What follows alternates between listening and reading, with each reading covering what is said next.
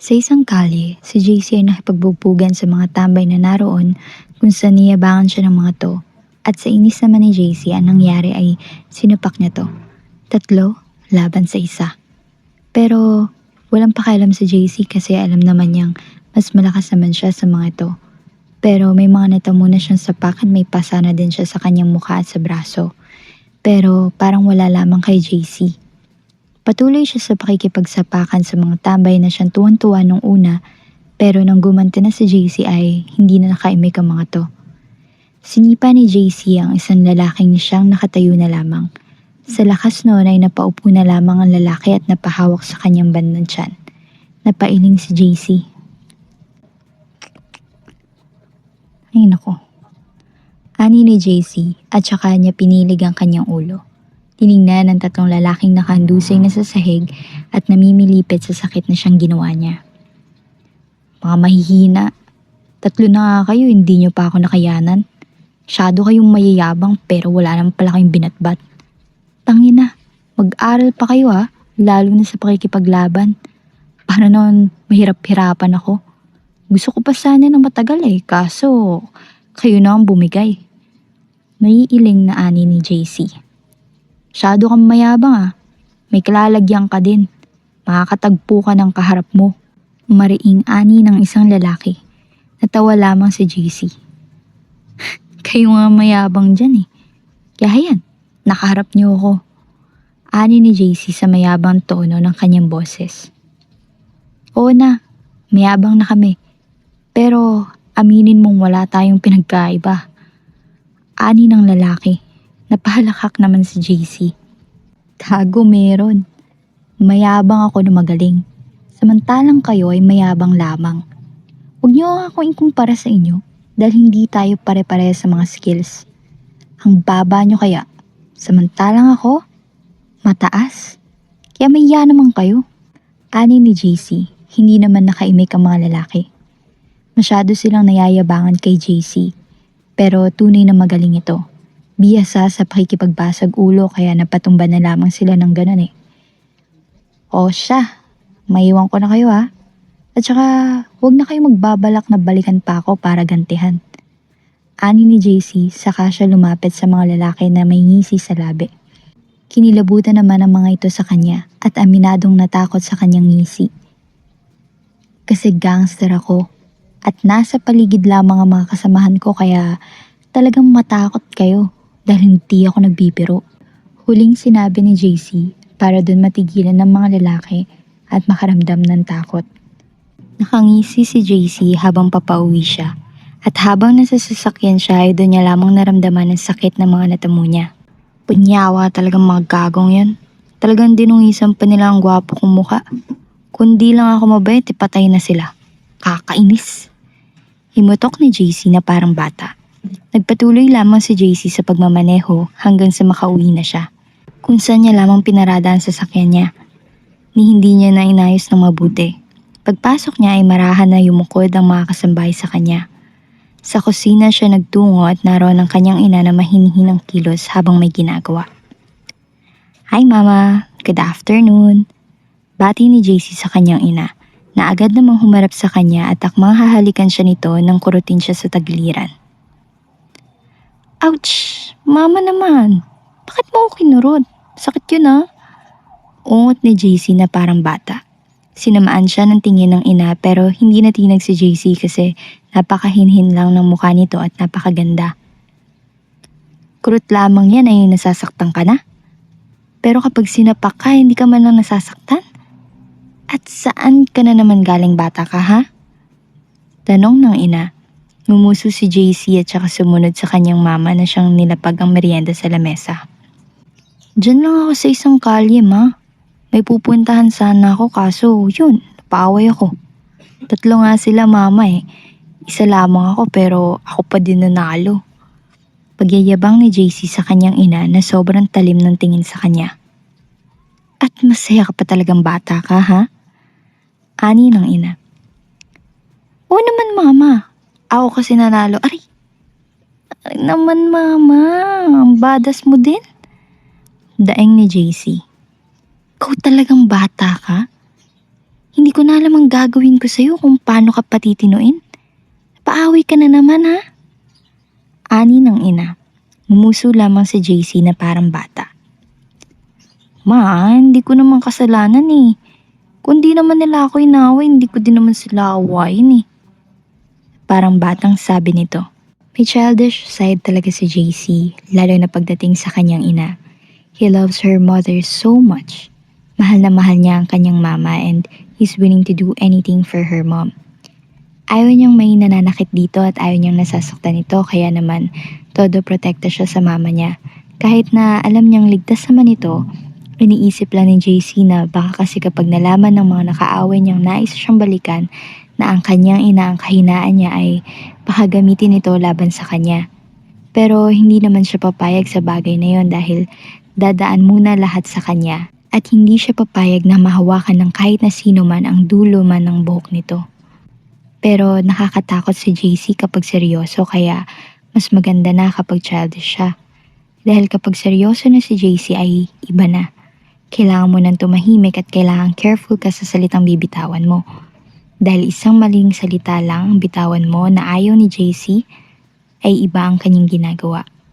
At totoong gangster siya. May grupo siya at siya ang leader ng kanilang grupo. Pero hindi basta-basta ang kanilang grupo. Hindi ito gaanong alam ng publiko o kaya naman ng ibang mga normal na tao. Masyado silang tago at marami silang mga ginagawa na hindi alam ng iba. May mga lihim silang hindi dapat malaman ng marami at walang kaalam-alam ang ina ni JC sa bagay na yon at sa mga pinagagawa niya. Ayaw din ni JC na malaman ng kanyang mama dahil alam niyang mag-aalala ito ng sobra sa kanya kaya sinisigurado niyang hindi ito malalaman. Kapag hindi ka pa umayos JC, talagang totohanin ko ang sinabi ko sa'yo noon na maghahanap ako ng magiging yaya mo na kasama mo sa kahit na saan. At malaya siyang gawin ang mga nais niya para lang mapatino ka. Kaya ngayon pa lamang ay umayos ka na dahil hindi ako nagbibiro. Ani ng ina ni JC sa kanya. Natigilan si JC at saka napanguso. Pero mama, hindi ko naman kailangan yun. Hindi naman na ako bata para sa ganong bagay. Anihin ko ang yaya. Baka mamaya pabigat lamang sa akin, tsaka baka umiyak lang at umalis lang.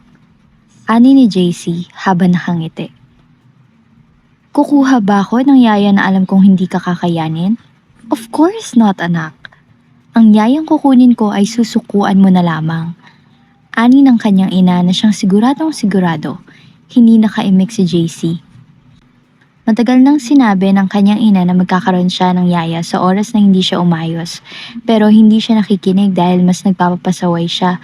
Pero talagang totohanin nga ng mama niya kaya kailangan niya gumawa ng paraan para hindi matuloy dahil hindi pwedeng may yaya siya na kasama niya sa lahat dahil malalaman nito ang kanyang matagal ng lihim. Habang nag-uusap ang mag-ina at nakikinig si JC, sa kabilang banda naman ay isang babae ang siyang kausap ang kanyang kapatid na lalaki. Kuya naman, alam kong magiging maayos ako doon. At saka, kilala naman ni mama ang magiging amo ko sa bahay kaya wala kang dapat ipag-alala. At saka, sanay ako sa mga bata. Ani ni Myla sa kanyang kuya na siyang nag-aalala sa kanya. I'm just worried, sister. Kasi hindi ka sanay sa Maynila at wala kang ganong alam doon.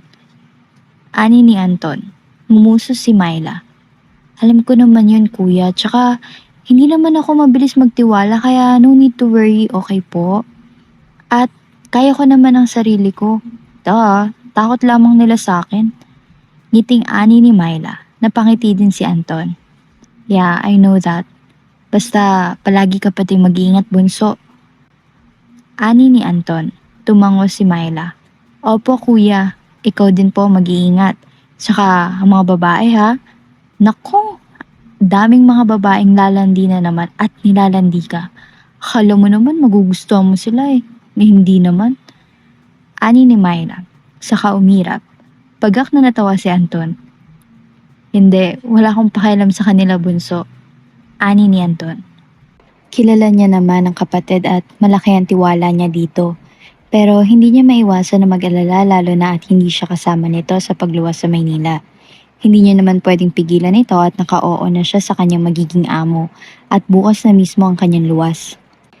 Kinabukasan ay maagang nagising si Myla. Ihahatid siya ng kanyang kuya sa sakayan ng bus. Nagpaalam muna si Myla sa kanyang mga magulang. May lungkot sa kanya kasi malalayo siya sa kanyang pamilya, pero tinatagan niya ang kanyang loob. Ayaw niya nang maging pabigat sa kanyang mga magulang. Ang kuya niya lamang ang may trabaho pero siya ay wala dahil mahirap makahanap ng permanent work sa lugar nila. Pero may mga sideline siya kaso hindi kampante si Myla doon. Kaya nang offeran siya ni Ma'am Jamaica ng trabaho dahil kakilala at kaibigan nito ng kanyang ina na dumalaw sa kanila, ay walang alinlangan na tinanggap ni Myla dahil mahilig siya sa mga bata kaya naman natuwa siya. Support naman ng kanyang mga magulang sa kanya at yun ang mahalaga kay Myla. Nakatapos siya ng pag-aaral pero hindi sanay si Myla sa mga tao kaya naman parang wala lang din ang kanyang pinag-aralan. At ngayon ay mag-explore na siya sa mga bagay-bagay lalo na at malawak ang Maynila. Mga bilin ko ha, huwag ka masyadong magtitiwala sa kahit na sino. Hindi mo alam kung anong klase ang mga tao sa Maynila kaya mag-iingat ka. Bili na naman ni Anton kay Myla. Ako na ang bahala dun kuya. Ano ka ba naman?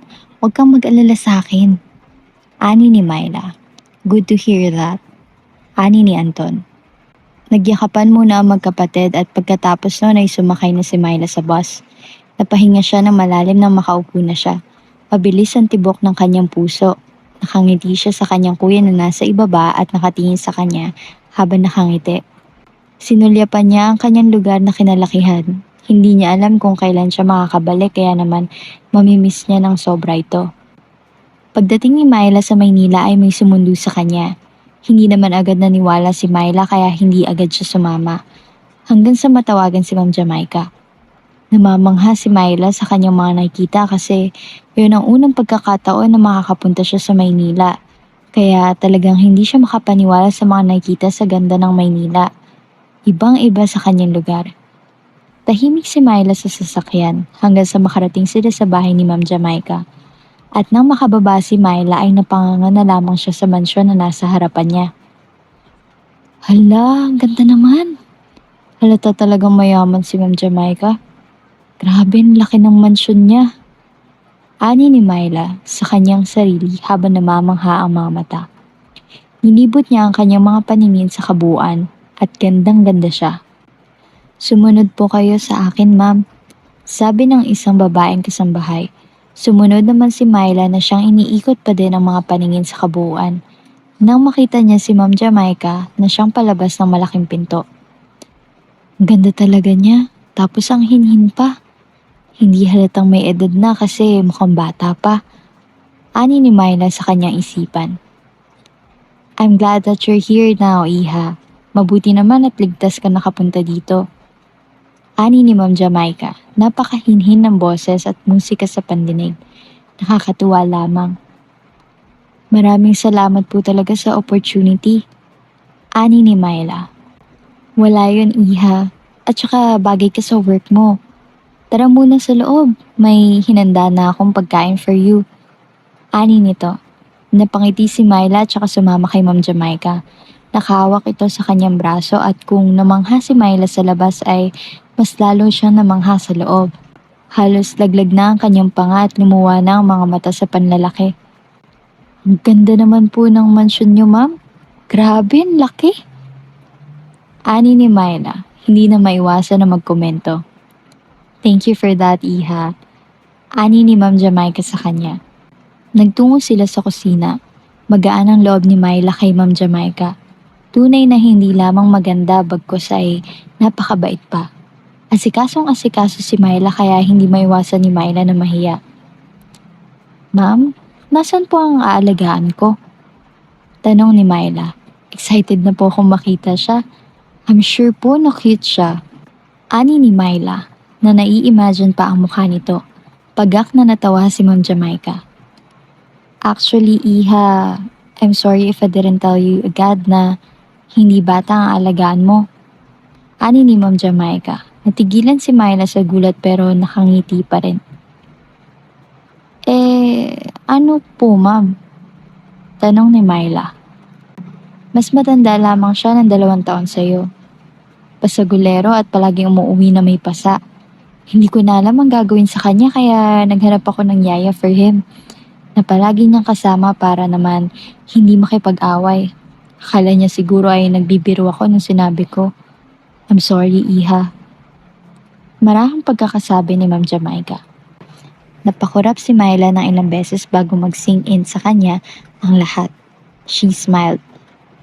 Ay naku ma'am, tama lamang na akong kinuha ninyo dahil hindi uubra sa akin yan. Halatang mukhang barumbado nga po pero huwag po kayong mag-alala ma'am. Ako na po ang bahala sa kanya. Ani ni Myla habang nakangiti. Are you sure about that, Iha? Tanong ni Ma'am Jamaica. Malawak na napangiti si Myla. 100% sure ma'am. Ngiti ni Myla. Hindi bata ang alagaan niya pero nag-iisip bata at natutuwa pa si Myla kasi mukhang memorable ang kanyang pagiging yaya lalo na at binigyan pa siya ng consent ni Ma'am Jamaica na pwede niyang gawin ang lahat sa anak nito kung sakali man na kinakailangan niyang awayin man o ano. Napanghisi na lamang si Myla kasi mailalabas niya ang kanyang mga natutuhan sa kanyang kuya Anton. Nagkwentuhan silang dalawa at maraming sinabi si Ma'am Jamaica sa kanya about sa ugaling meron ang anak nitong si JC. Nakinig namang mabuti si Myla. Samantala, sa kabilang banda naman ay inis ang mukha ni JC habang may sigarilyo siyang hawak at nakasandal sa isang dingding. Kasama niya ang mga kasamahan niya sa grupo na sina Luke. Ano bang problema mo at ganyan ka ngayon? Tanong ni Luke. Kanina pa sila nagtataka kay JC kasi mukhang inis na inis ito. Hindi naman nila alam kung bakit. Tinatanong nila ng ilang beses ay hindi sumasagot ng maayos. Mama ko naghahanap ng yaya para sa akin. Kinuha akong bata, kaasar.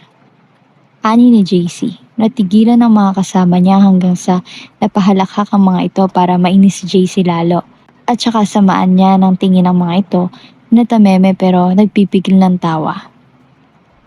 Gago, bakit naman daw? Tanong ni Eric. Abay, malay ko sa kanya. Masyado na daw kasi ako makulit. As if naman mapapatino ako ng yaya ko na yun. Baka nga bigla na lamang umalis kasi hindi ako kaya. Sasayang lang si mama ng pera. Naiiling na ani ni JC. Baka naman daw kasi yun na ang sign para magbago ka. At saka, kaya mo na yan. Huwag mo hayaan na magtagal sa yung yaya mo. Ani ni Luke. Ngumisi si JC. Talaga, hindi naman na ako bata. Tsaka, baka malaman niya pa ang totoong pinagagawa ko. Ani ni JC. E di gawin mo ang lahat para mapalis ang yaya mong yun. I'm sure kaya mo namang gawin ng mga bagay na yan. Babae lang naman yan. Ani ni Eric. Well, ako nang bahala sa bagay na yan. Hindi siya magtatagal sa bahay kaya humanda na lamang siya. Dapat hindi na siya pumayag sa gusto ni mama. Mapapagod lang siya sa akin. Ani ni JC habang nakangisi. Nakangisi din ang mga kasama niya. Ikaw pa ba? Wala nakakatalo sa kagaya mo. Yakang-yaka mo yan. Lalaki at babae lamang yun. Ani ni Eric. Tumango si JC. Naging tahimik na sa pagitan nila hanggang sa tumunog ang phone ni JC. Agad niya yung kinuha sa kanyang bulsa sa kasinagot ang tawag ng kanyang ina. Yes, ma? Tanong ni JC sa malambing na boses. Sinenyasan niya ang mga kasama na tumahimik at magsalita na sinunod naman ng mga ito. Umuwi ka na sa bahay anak, nandito na ang yaya mo.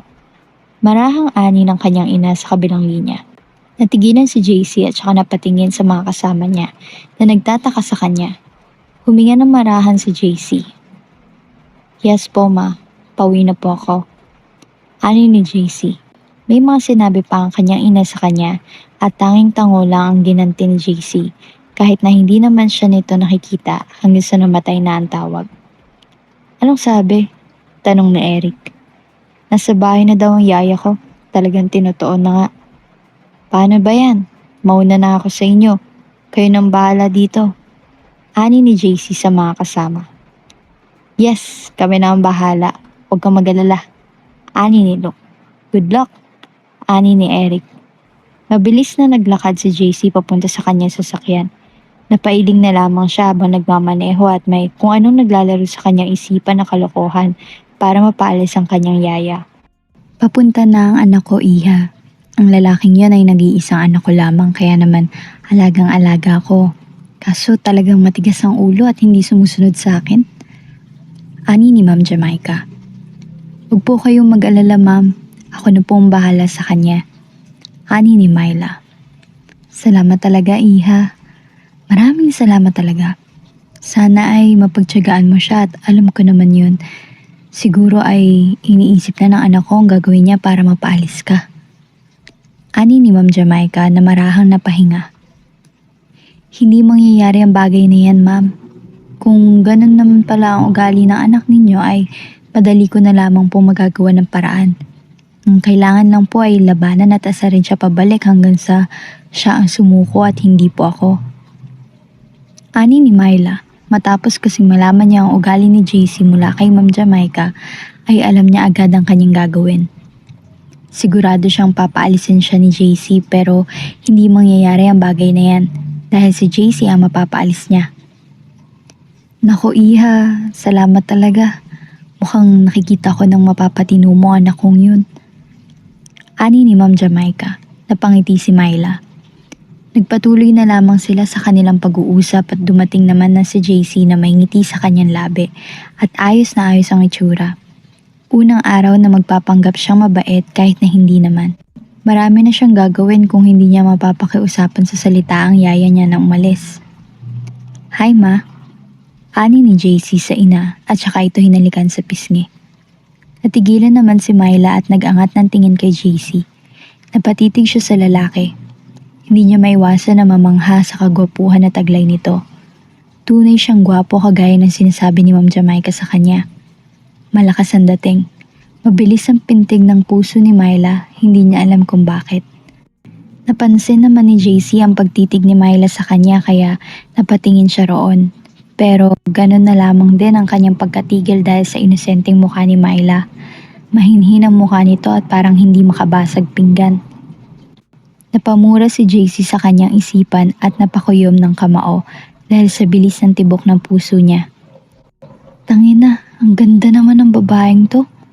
Inaakit ako ng mga mata niya. Nakakainis. Ani ni JC sa kanyang isipan. Kumurap si Myla nang ma-realize niya nakatitig siya ng sobra. Tumayo siya at nagbigay ng galang kay JC. She smiled genuinely. Hello po Sir JC, ako po si Myla. 27 years old po and nice meeting you po. Magalang na ani ni Myla. Nakatitig pa din si JC sa kanya. Pati boses niya ang ganda. Nakakainis naman ng babaeng to. Bakit to ganito? Ani ni JC sa isipan niya. Ngumiti si JC at nagkunwaring parang walang nangyari. Nice to meet you too, Myla. Sana ay maging maayos ang pag-aalaga mo sa akin at sana hindi ka mapagod. Makahulog ang ani ni JC habang nakangiti ng malapad. Akala niya magtataka si Myla pero ngumiti ito sa kanya na mas lalo nagpatibok ng kanyang puso. Nako sir, pangako po, hindi kayo mabibigo sa akin. Maraming salamat po agad sa inyong tiwala. Aalagaan ko po kayo ng husto kaya wala po kayong dapat ipag-alala dahil magaling at masarap po akong mag-alaga. Painosenteng ani ni Myla, napakagat din si JC ng kanyang labi. O siya, mukhang magkakasundo naman kayong dalawa. Anak, umayos ka ha, sinasabi ko sa'yo. Si Myla na ang bahala sa'yo. Alam niya na ang gagawin niya at ikaw naman ay umayos-ayos ka na kung ayaw mong i-ban ko lahat ng credit cards mo. Banta ng kanyang ina pero mahinahon pa din ang boses. Napanguso si JC na parang bata. Mama naman, anong ganyanan? Ang ayos ko na nga nagbabait-bait na nga ako Ani ni JC, inirapan lamang siya ng ina. Hindi naman maiwasan ni Myla na mapangiti habang pinapanood ang mag-ina. Nakukyutan siya kay JC dahil hindi niya akalain na makikita niya agad ang childish side nito na sinasabi ni Ma'am Jamaica sa kanya. Iniwanan na silang dalawa at nang sila na lamang ay naging seryoso ang mukha ni JC pero bahagyan nakangisi pa din siya. Dapat hindi mo na tinanggap ang offer ni Mama. Mapapagod ka lamang at iiyak ka sa akin. Ani ni JC. Natigilan si Myla. Mukhang lumalabas na ang totoong ugaling meron ng lalaki. Hindi ka sigurado. Kung sa iba ay hindi ka nakakayanan, pero sa akin ibahin mo ko. Huwag mo akong itulad sa kanila at ikaw ang umayos. Hindi ako, lalo na at may permission ako galing sa mama mo sa mga pwede kong gawin sa'yo. Ani ni Myla. Natigilan si JC dahil doon. Hindi siya makapaniwala sa narinig. Ibang-iba ang kaharap niyang Myla ngayon sa kanina na mukhang inosente. Mas lalong napangisi si JC. Mukhang hindi ka inosente. Ani ni JC, napangisi si Myla. Hindi naman talaga. At saka, ang lakas na meron ka ay baka hindi pa kalahati ng lakas na meron ako. Kaya huwag kang magpakampante. Ani ni Myla, makahulugan ang kanyang pagkakasabi. Kaya JC, magpakabait ka sa yaya mo ha. Para hindi mo makita ang totoong dragon na nagtatago sa kanyang loob. Pero hindi naman siya nakakatakot, okay? Malambing na ani ni Myla. Nalaglag na lamang ang panga ni JC at bahagyan na paawang ang labi. Natameme siya, hindi siya agad nakaimik. May kakaiba sa babaeng to, nararamdaman ko. Mukhang hindi siya bastang babae lamang, kaya maling minalit ko agad siya. Masyadong matapang. Ani ni JC sa kanyang isipan. Ngumiti ng malawak si Myla sa kanya. Kung kinakatakutan ka ng lahat, ikaw naman ang matakot sa akin. Dagdag ni Myla. O siya, may gagawin pa po ako sir. Ngayon, pagbibigyan muna kitang gawin mo ang lahat ng mga gagawin mo. Pero after that, ay hindi na pwede. Ani ni Myla. Dahil kasama mo na ako sa lahat. Sa madaling salita ay wala kang kawala. Dahil bantay sarado kita. She added. Nagbigay galang muna siya kay JC bago siya tuluyang lumabas. Sinundan naman siya ni JC ng tingin at hindi makapaniwala pero sa huli ay napangisi dahil natutuwa siya sa pinapakita ni Myla sa kanyang kakaibang katapangan para mas lalo siyang maging interesado kay Myla at maging curious na din. Mukhang magiging masaya ang pagiging yaya niya sa akin. Well, nagugustuhan ko na agad siya. Ani ni JC sa kanyang isipan. Hinayaan muna ni Myla si JC sa gagawin nito dahil bukas na bukas ay magsisimula na siyang bantayan ng lalaki. In-update niya lamang ang kanyang mga magulang at mga kapatid para hindi mag-alala sa kanya. Maayos naman ang kanyang unang araw kay Ma'am Jamaica. Napakabait nito sa kanya at ramdam ni Myla ang pagiging ina nito at wala siyang masabi sa bagay na yun. Komportable agad siya at masasabi niyang may pangalawang tahanan na naman siya. Kinabukasan, maagang nagising si Myla upang ipaghanda si JC ng almusal nito. Isa yon sa kanyang trabaho. Pagsilbihan ang alaga niyang damulag na ang laki-laki pero ang tigas ng ulo. Batang-bata pa kung umasta at nakita ni Myla yon. Hindi niya gusto ang ugali nito kaya kailangan niyang bigyan ng leksyon. Good morning, yaya ko. Ngiting bati ni JC nang makapasok sa kusina. Napalingon naman si Myla sa kanya at tinitigan siya. Fresh na fresh si JC dahil sa basang buhok nito. Kagat pa ng bahagya ang labi. Napakunot ang noo ni Myla sa pagtataka kung saan pupunta si JC at bihis na bihis. Saan ka pupunta ngayong araw? May date ka ba? Tanong ni Myla at saka nilapag ang pagkain ni JC sa lamesa. Hala, wala po yaya ko. Wala po akong date. Ani ni JC, natigilan si Myla na siyang bumilis ang tibok ng puso. Hindi niya na naman maipaliwanag ang kanyang nararamdaman at kung bakit naging gano'n na lamang ito. Hindi halata dahil mukhang may pupuntahan ka, pero just tell me na lang para naman makapaghanda ako. Hindi kita pwedeng iwanan na lamang mag-isa at sana aware kang kasama mo ako sa lahat ng gala mo. Ani ni Myla. Ngumiti si JC na matamis. Nagtataka tuloy si Myla sa kanyang kilos pero pinagsasawalang bahala niya na lamang. Punta po akong park, yaya ko. Batang ani ni JC. Sige, sasama ako. Kumain ka na muna dyan at magbibihis lang ako. Ani ni Myla na malalim ang paghinga. Sige po, yaya ko. Sagot naman ni JC habang nakangiti. Mabilis nang iniwanan ni Myla si JC sa kusina. Hawak niya ng bahagya ang kanyang bandang dibdib na makapasok siya sa kanyang silid. Grabe ang tibok ng kanyang puso. Parang nawawalan din siya ng hininga na hindi niya maintindihan dahil kay JC. Iba ang epekto sa kanya ng lalaking yun. Nagpalit lamang si Myla. Simpleng pants lamang ang suot niya at shirt. Nakakahiya naman kung hindi maayos ang kanyang itsura. Nakakahiya sa mga makakakita sa kanya. Tinali din ni Myla ang kanyang buhok pataas at pagkatapos ay lumabas na siya. Naabutan niya si JC na may kausap sa phone habang nakangiti, kaya natigilan siya sa akmang pagpasok. Hala, hindi ha. Sira ulo. Umayos kayo. Ani ni JC sa kabilang linya. Nagtataka tuloy si Myla kung sino ang kausap nito. Pumasok na si Myla sa kusina na parang wala lang. Naramdaman niya naman na napalingon si JC sa kanya na siyang natigilan at nanlalaki ang mga mata dahil para siya nakakita ng isang Diyosa. Nakikinig ka ba? Tanong ng kausap niya sa kabilang linya. Ha? Oo naman. Mamaya na tayo mag-usap kapag nariyan na ako. May mga gagawin lang ako. Ani ni JC sa kausap at saka binaba na ang tawag. Ngumiti siya habang nakatitig kay Myla na siyang casual lang naman ang mga galaw. Baka matunaw ako sa titig mo ha? Ani ni Myla, napakurap si JC na nabalik sa realidad. Hindi naman nakakatunaw ang titig ko. Ani ni JC, para irapan siya ni Myla. Ano, hindi pa ba tayo alis? Inip na tanong ni Myla. Aalis na. Sagot naman ni JC. Sumunod na si Myla kay JC, inalalayan naman siya ni JC. Gentleman naman pala siya. Ani ni Myla sa kanyang isipan. Pagpasok niya sa sasakyan ay pumunta naman si JC sa driver's seat at nagmaneho na. Hindi talaga sila pupuntang parke dahil nais niyang ipakita kay Myla kung ano nga ba siya at kung anong buhay ang meron siya. At ayos ang sa kanya kung mausgan siya ni Myla dahil naiintindihan niya ang bagay na yon. Habang nasa loob sila ng sasakyan ay pareho silang tahimik. Walang nagsasalita sa kanila na parang pinapakiramdaman ng isa't isa hanggang sa nagsalita si JC para hindi naman tahimik. Myla, bakit ka pumayag sa nais ni Mama? Tanong ni JC. Napaalis naman si Myla sa pagkakasandal ng ulo sa bintana at saka napatingin kay JC.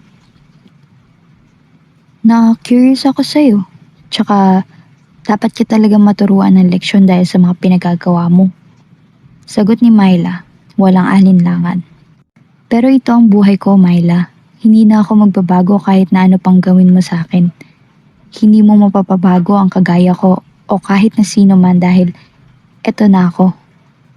Ani ni JC, saglit na natigilan si Myla. Hindi ako naniniwala. Magbabago ka pa kapag talagang nahanap mo na ang totoong magpapasaya sa'yo. At hindi ang mga bagay na yan, naniniwala ako doon. Ani ni Myla, hindi nakaimik si JC at hindi niya naman alam kung bakit napangiti na lamang siya sa narinig. Nakarating sila sa kanilang destinasyon at nagtataka naman si Myla kung nasan sila dahil hindi parke ang kanilang pinuntahan. Nasaan tayo? Tanong ni Myla kay JC na napalingon sa kanya. Nagulat si Myla nang hawakan siya nito sa kanyang bewang at saka bumulong sa kanyang tenga. Gusto kong malaman mo kung anong buhay ba talaga ang meron ako, Myla. At nasa sayo kung huhusgahan mo ko. Bulong ni JC sa kanya at ginaya siya papasok sa loob. Pagdating sa loob ay natigilan si Myla dahil may malaking screen. Agad siyang nakita at parang CCTV ito sa kung saan saang lugar. Hindi ordinaryong lugar yon. O tol, sino yung kasama mo? Tanong ni Eric kay JC at saka tumingin kay Myla na seryoso ang muka. Hindi tanga si Myla o ano. Alam niya ang mga bagay na nakikita niya at hindi siya maaaring magkamali sa bagay na yun. Alam niya ang mga ito. This is Eric, Myla. Si Myla, ang yaya ko. Pakilala ni JC kay Myla. Natigilan si Eric dahil doon at makahulugan siyang tumingin kay JC na akala mo ay may pinapahiwatig. Alam naman agad ni JC yon. Gusto kong malaman niya kung sino nga ba talaga ako. Ani ni JC kay Eric. Nice to meet you, Myla. Tatawagin ko lamang ang mga kasamahan namin. Ani ni Eric saka iniwan na ang dalawa. Walang imikan sa kanila lalo na nang sundan ni Myla si JC. This is me, Myla, and my world. Gangster ako. Kami. Grupo ko mga unang nakita mo pero hindi kami basta gangster. Palihim kaming tumutulong sa mga nangangailangan at alam mo naman siguro kapag sinabing gangster kung hindi ka inosente. Ani ni JC sa casual na boses. Napatitig si Myla kay JC. May paghanga sa kanyang mukha. Natigilan naman si JC na kumunot ang noo dahil sa tingin ni Myla sa kanya. Bakit ganyan ka makatingin sa akin? JC asked. Ngumiti si Myla. Sabi ko na nga ba, may kakaiba talaga sa'yo. Kasi imposible na gano'n na lamang ang gagawin mo nang walang dahilan. But anyway, nakakatuwa ka at makakasama mo. Pagbutihin mo pa. Ani ni Myla kay JC na hindi nakaimik. Hindi siya makapaniwala sa kanya narinig. Are you kidding me, Myla? Alam mo bang mga sinasabi mo? Tanong ni JC. JC, hindi ka ba nagtataka kung bakit gano'n na lamang ako katapang sa'yo na halos hindi na kita tingnan bilang sir ko? Kasi kagaya mo, hindi ako gangster pero palaban ako. Marunong ako makipaglaban dahil tinuruan ako ng kuya ko. Ani ni Myla na siyang kinatigil ni JC. Walang umimik sa kanila hanggang sa dumating ang kanilang mga kasamahan. Myla? What are you doing here? Tanong ni Luke nang makita si Myla na patingin naman ito sa kanya. Kuya? Tawag ni Myla. Natigilan ang lahat at nagpabalik-balik ang tingin sa dalawa. Teka, magkapatid kayo? Tanong ni na Eric, hindi makapaniwala maging si JC na siyang nagtataka sa nangyari. Napakagatlabi si Myla sa kanapailing at tinignan ng kapatid na casual ang muka. Umayos ang lahat ng pagkakaupo upang makausap sina Myla at saka si Luke dahil sa hindi inaasahan na nalaman. Pinaliwanag ni Luke at nakinig naman ang lahat sa kanila maging si Myla na siyang nasa tabi ni JC. Ayaw siya nitong layuan. At hindi ko akalain na ikaw ang aalagaan niya. Really, JC? Tanong ni Luke. Kuya? Pagpapakalma ni Myla sa kapatid na hindi mapinta ang mukha. Napahinga na lamang ito at saka tinignan si JC na walang imik. Tapos dinala mo pa talaga siya sa lugar na to, JC? Subukan mo lamang may gawin na masama sa kapatid ko. Ako ang makakabangga mo. At hindi mo gugustuhin ang gagawin ko sa'yo. Banta ni Luke na panguso si JC. Kapatid mo nga inaaway ako, napakatapang. Ani ni JC sa katumingin kay Myla. Ang kapal, wala pa naman akong ginagawa sa'yo.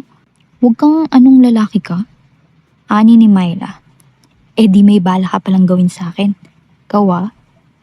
Ani ni JC para samaan siya ng tingin ni Myla. Napailing naman ang mga kasama ni JC na nanonood sa kanilang dalawa. Pero may ngiti sa labi na nang-aasar. Kakaiba yon. Mukhang nahanap mo na talaga ang katapat mo ah. Pagbibiro ni Eric para samaan siya ng tingin ni JC kaya napatigil na lamang siya. Basta umayos ka JC. Sinasabi ko sa'yo, hindi talaga ako natutuwa ngayon pero pinipilit ko lamang na matuwa dahil narito ang kapatid ko. Ani ni Luke para maging seryoso na naman ang lahat at saka umayos. Tumingin si JC kay Luke na seryoso ang muka. Huwag kang mag-alala, wala naman akong gagawin sa kapatid mo. Tsaka kung may gawin naman ako, kayang-kaya niya akong labanan. Mas magaling pa nga to sa akin. Ani ni JC sa ngumiti. Bumilis naman ang tibok ng puso ni Myla dahil sa kanyang narinig. At dahil sa nangyari ay doon na nagsimula ang mga bagay na hindi inaasahan. Nang ipakita at ipinakilala ni JC ang totoong siya, ay pinakilala din ni Myla ang kanyang sarili at ang kaya niyang gawin. At dahil doon ay nagsimula na ang pagkakagusto nilang dalawa sa isa't isa. Naging maayos ang dalawa, naging close sila at talagang malapit na sa isa't isa.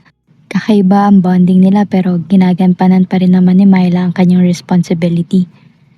Pero habang patagal ng patagal ay talaga nahuhulog na siya kay JC hanggang sa tuluyan na nga niyang minahal ang lalaki. Hindi niya inaasahan ang bagay na yun at hindi niya alam kung matutuwa ba siya o hindi. Pero kailangan niyang itago muna hanggat kaya niya. Lumipas sa mga buwan ay nagkaroon ng bonding ang dalawa. Magkaibigan na naging turingan nila at maraming natutunan si JC kay Myla. Marami itong mga sinabi sa kanya at naparealize. Nasasabi niya din kay Myla lahat ng mga nararamdaman niya at ang iba pa. Pumasok si Myla sa kwarto ni JC. Masama ang kanyang tingin kay JC dahil may nalaman siyang ginawa nito at hindi niya mapigilan na mainis at the same time mag-alala para kay JC. Nako JC, ano naman ang ginawa mo? Myla's voice boomed, echoing off the walls of the spacious living room. Paano ko napahama ka? Nakikipag-away ka na naman. Sinabing tigilan mo na. She added. JC looked up, his expression unrepentant. Anong problema mo, Myla? Relax lang. Huwag kang mag-alala. Hindi naman ako patay. Ani ni JC sa kapagak na natawa. Myla crossed her arms, her stance defiant. Relax lang? Hindi mo ba alam na may pupuntahan kang event mamaya? Tapos ganyan ang itsura mo, ha? Hindi ka na nahiya sa sarili mo? Tanong ni Myla na masama pa din ang tingin. JC rolled his eyes, pero napanguso na lamang din siya at gusto niyang ngumiti kasi nag-aalala ito sa kanya. But he stopped himself. Kahit naman wala akong tulog, kaya ko pa rin. Chill ka lang, Myla. Chill ka dyan. Hindi ka makakapunta sa event mo nang ganyan ka. Hindi ako papayag na maging pasaway ka. Myla's voice rose, her patience wearing thin. JC smirked, testing Myla's limits. Anong gagawin mo, Myla? Di mo naman ako pwedeng ipag-ground. Kawawa naman ako kapag ginawa mo bagay na yun. Ani ni JC na parang bata ang tono ng boses. Hindi naman alam ni Myla ang kanyang magiging reaksyon. Wala, talo na siya kapag ganun na si JC sa kanya. Myla took a deep breath, trying to calm herself before she lost her temper completely. Kailangan mong magbago, JC. Hindi pwede yung ganyang ugali mo sa totoong buhay. Paano ka magiging responsable na tao kung lagi kang pasaway? At saka, paano kapag nagkaroon ka na ng kasintahan, ha? Hindi niya magugustuhan ang bagay na yan. Ani ni Myla sa kanyang isipan, napanguso si JC. Kung ikaw lang naman ang magiging kasintahan ko ay walang problema. Willing akong magbago. Ani ni JC sa kanyang isipan. JC shrugged nonchalantly, but a flicker of doubt crossed his face. Okay lang naman siguro yun. Basta't masaya ako. Myla shook her head in exasperation. Hindi lang yun ang importante, JC. Kailangan mo rin maging responsable sa sarili mo at sa mga ginagawa mo. Hindi pwedeng puro kalokohan lang. Ani ni Myla sa marahan na boses. JC looked away, his bravado fading as he realized the truth in Myla's words. Sige na nga, Myla. Sorry na. Hindi na maulit. Sorry na. Balambing na ani ni JC. Bumilis ang pintig ng puso ni Myla dahil doon. Myla softened slightly, seeing the sincerity in JC's eyes. Okay lang yan, JC. Basta't matuto ka sa mga pagkakamali mo at maging responsable na tao. Mahalaga yun. Kaya pakiusap lang, JC. Hindi ka na bata kaya dapat alam mo na ang mga ginagawa mo. Napapagod na din ako magsabi ng paulit-ulit. Hindi sa lahat ng pagkakataon ay kaya kita. Ani ni Myla na bakas ang pagod sa boses. Natigilan si JC. Hindi niya alam bakit nasaktan siya sa sinabi nito. JC nodded, a hint of gratitude in his expression. Salamat, Myla. Alam ko naman na ginagawa mo lang to para sa kabutihan ko. Sorry ulit. Hindi na maulit. Ani ni JC. Myla smiled, her tough exterior melting away as she ruffled JC's hair affectionately. Oo naman, JC. Mahalaga sa akin ang future mo. Kaya dapat maging mabuti kang halimbawa sa sarili mo. Kaya sana maintindihan mo kung bakit ganito na lang ako sa'yo kasi ayaw kong manatili kang sa ganyan. Namungay ang mga mata ni JC at bumilis ang kabog ng kanyang dibdib because of Myla said to him. With their heart-to-heart conversation over, Myla and JC shared a rare moment of understanding. Their bond as yaya and alaga stronger than ever. Hindi lang bilang yaya si Myla kay JC. Hindi lang yon ang responsibility niya simula nang makilala niya ito at malaman ng totoong JC. At alam ni Myla na magbabago pa si JC basta lamang ay may nagpaparealize sa kanya ng lahat na siyang ginagawa ni Myla.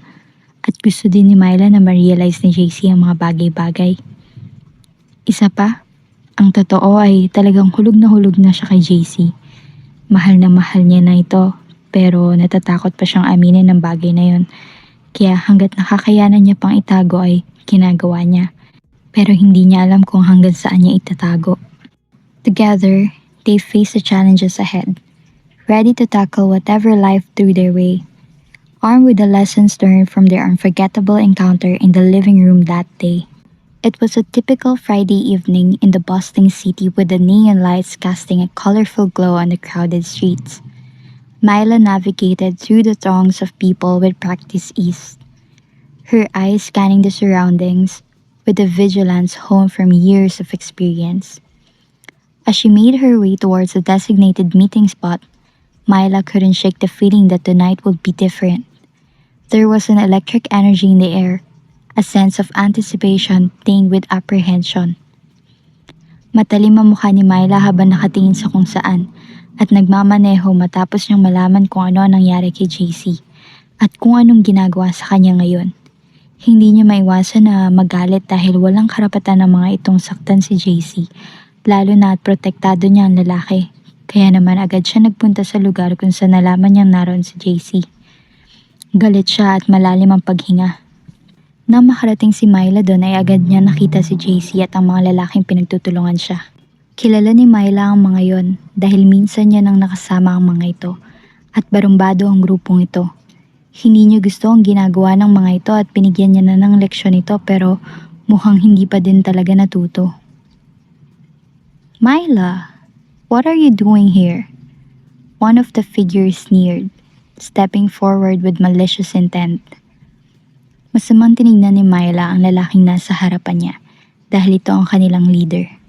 I'm here to make sure you punks don't cause any trouble. Myla shot back, her voice laced with steel. Umayos kayo kung ayaw niyong bigyan ko na naman kayo ng leksyon. Ani ni Myla, nagbabanta ang boses pero hindi natinag ang lalaki. The leader of the group, a burly man with a scar running down his cheek, chuckled darkly. And who's gonna stop us? You? Masyado ka lamang swerte noon, pero hindi na ngayon. Ani ng lalaki. Myla narrowed her eyes, her resolve unyielding. You better believe it.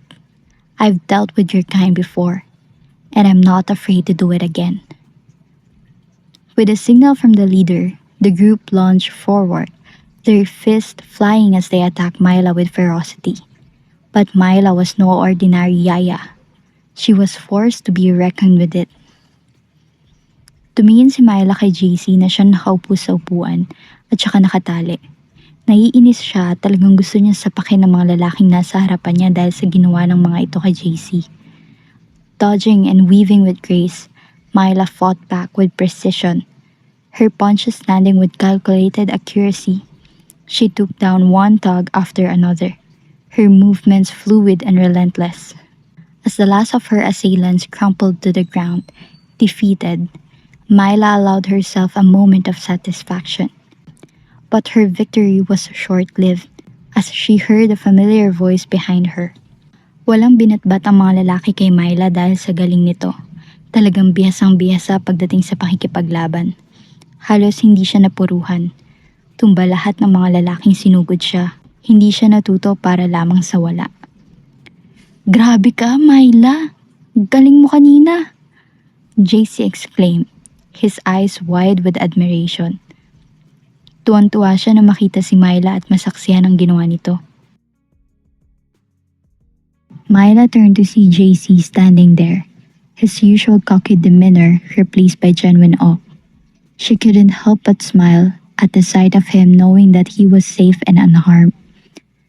Siyempre, kailangan ko ipagtanggol ang mga mahal ko sa buhay. Kasama ka na doon, JC. Myla replied, her voice softening as she looked at him. JC grinned, feeling a warm spread through him at Myla's words. Salamat, Myla. Alam ko naman na lagi mo iniisip ang kaligtasan ko. Sorry din kung pasaway ako pero kasi inabangan nila ako. Paliwanag agad ni JC na kinukuha ang simpatsya ni Myla sa kanya.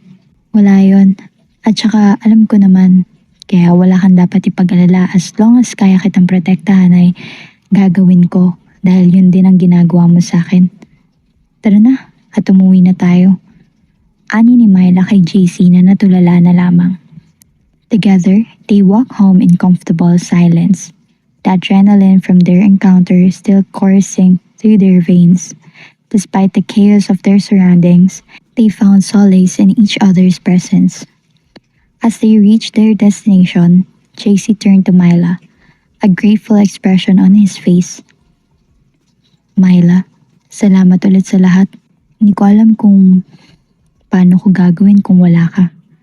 Baka kung ano na ang nangyari sa akin kung hindi ka dumating kanina.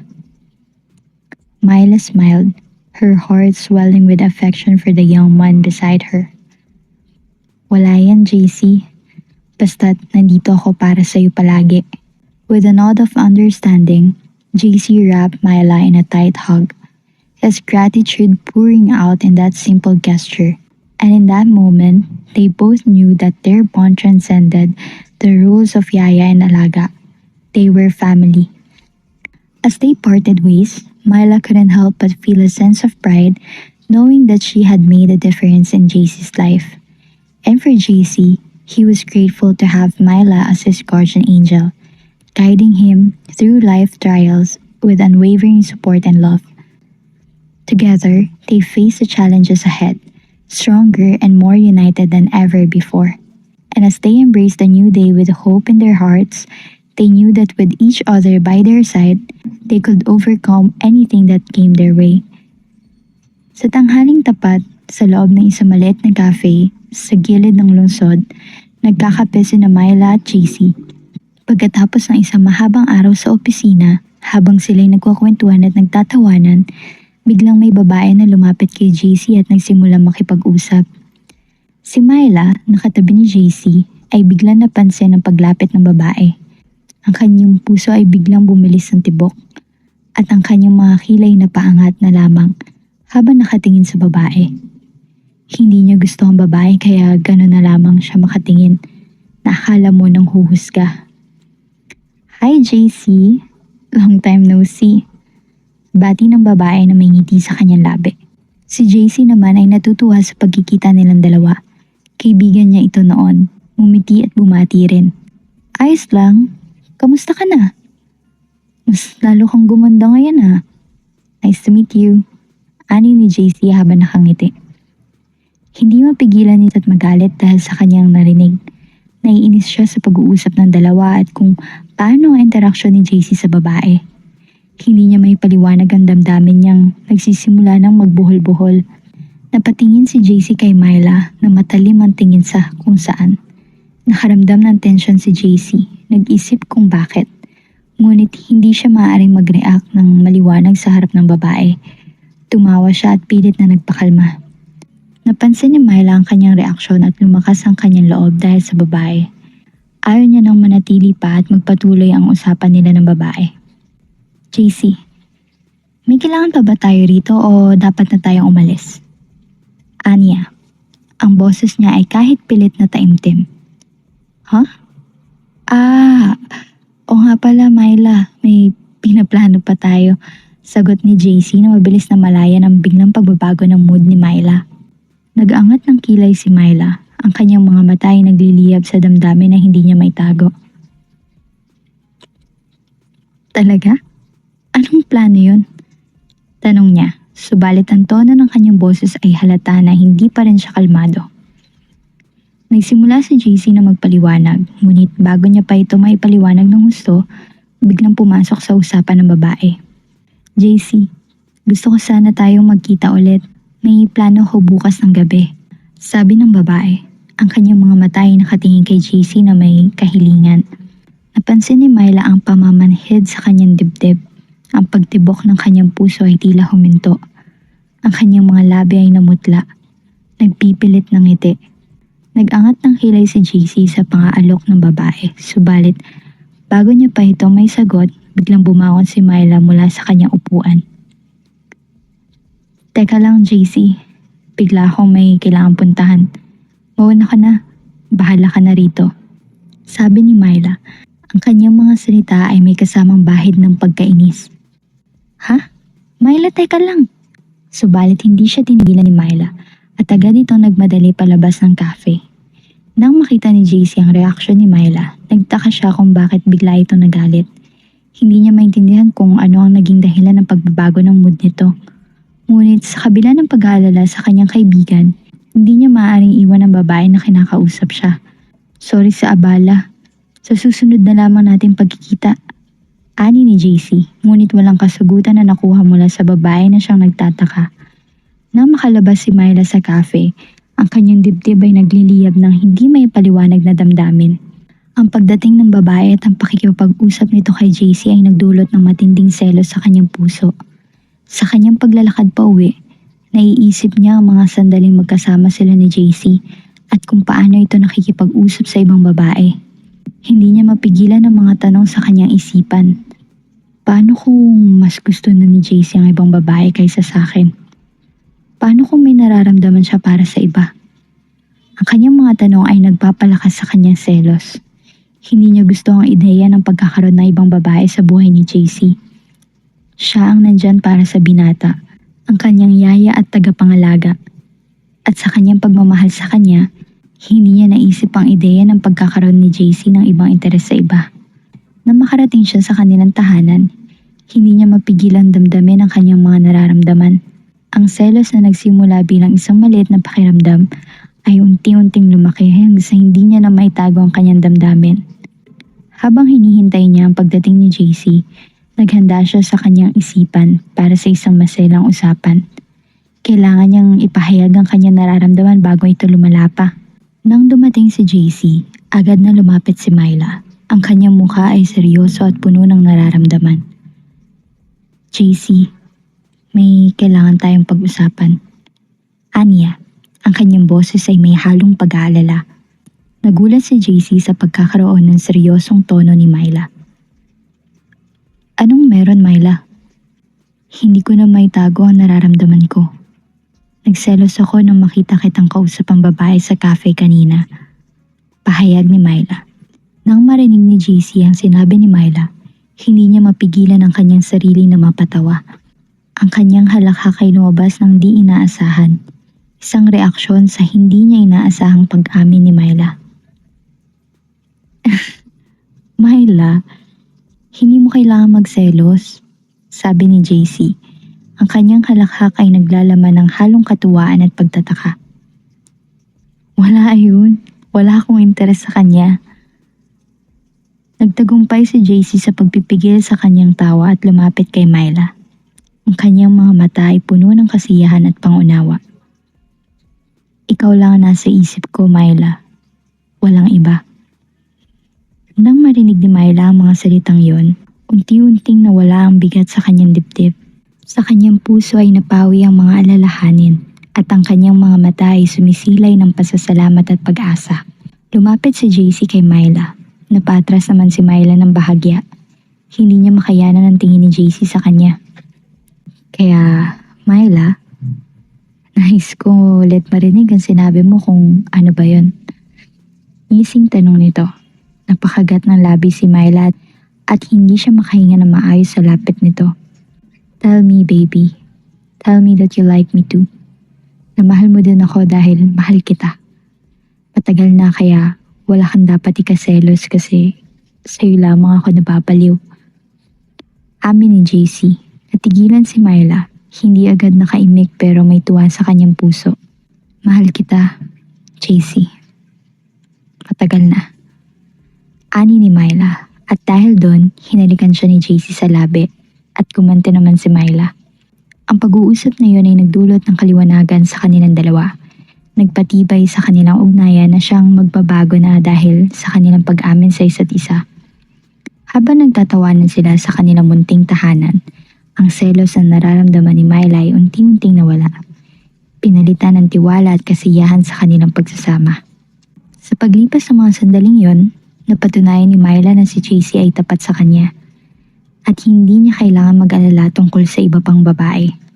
At sa pagsiklab ng kanilang halakhakan, nagpatuloy ang kanilang pag-uusap at pagsasama, mas matibay at mas nagkakaisa kaysa dati. The next morning, as the sun peeked through the curtains, Myla woke up feeling lighter than she had in days. The weight of jealousy that had burdened her heart seemed to have vanished overnight, replaced by a sense of reassurance and contentment. As she went about her morning routine, preparing breakfast and getting ready for the day ahead, she couldn't help but to smile at the memory of her conversation with JC the previous evening. His laughter echoed in her mind, a reminder of the bond they shared and the trust they had in each other. When JC emerged from his room, rubbing the sleep from his eyes, Myla greeted him with a warm smile. Magandang umaga, JC. Kumain ka na ba?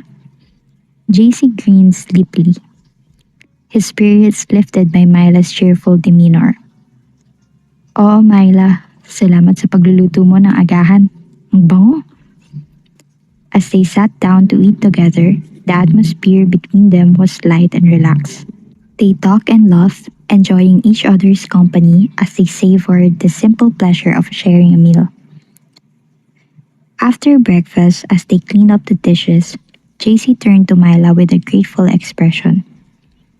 Myla, salamat ulit kagabi. Pasensya na kung nag-alala ka sa akin. Hindi ko naman intensyon na magpalala ng loob mo. Myla smiled, her heart warmed by JC's thoughtfulness. Wala yan, JC. Naintindihan ko naman na walang dapat ipag-alala. Ang importante ay naintindihan natin ang isa't isa. Hindi pa din ako makapaniwala na mahal mo din ako. Hindi ko akalain na parehas tayo ng nararamdaman sa isa't isa. Ani ni JC habang nakatingin kay Myla na puno ng pagmamahal. Namumula naman si Myla. Ako din, JC. Hindi ako makapaniwala. Sorry kung nagselos ako. Hindi ko na kasi nakayanan pang itago. Ani ni Myla. JC chuckled. No worries, baby. Mas gusto ko yun. Pero ikaw lang ang mahal ko at wala nang iba pa. Ani ni JC, napangiti si Myla. With their misunderstanding resolved and their bond stronger than ever, Myla and JC faced the day ahead with renewed optimism and unity. As they step out into the world together, they knew that whatever challenges they may encounter, they would face them head-on, armed with trust, understanding, and the wavering support of each other. Hindi na nagtagal at naging silang dalawa. Dahil mula nang manligaw si JC kay Myla at pinatunayan ang kanyang sarili, ay sinagot siya ni Myla. At doon na nagsimula ang kanilang pagmamahalan na umabot na sa kasalan. At masayang masaya sila maging ang kanilang mga pamilya. Hindi nila inaasahan na gano'n ang mangyayari sa dalawa. Tanggap sila ng mga pamilya ng isa't isa, lalo na at magkakaibigan ng mga ito, pero dumaan muna si JC sa kuya ni Myla. Nakalaunan ay boto na din sa kanilang pagmamahalan.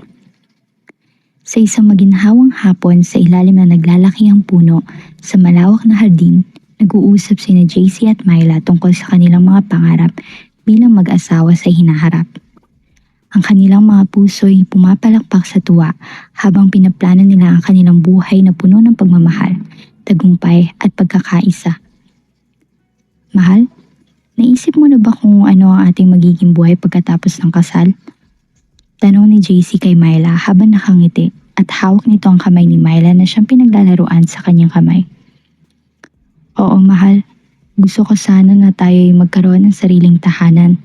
Malaki at maganda, kung saan tayo ay magiging masaya at maayos na mabubuhay. At saka hindi pwedeng palagi tayo nakaasa sa pamilya natin. Ani ni Myla.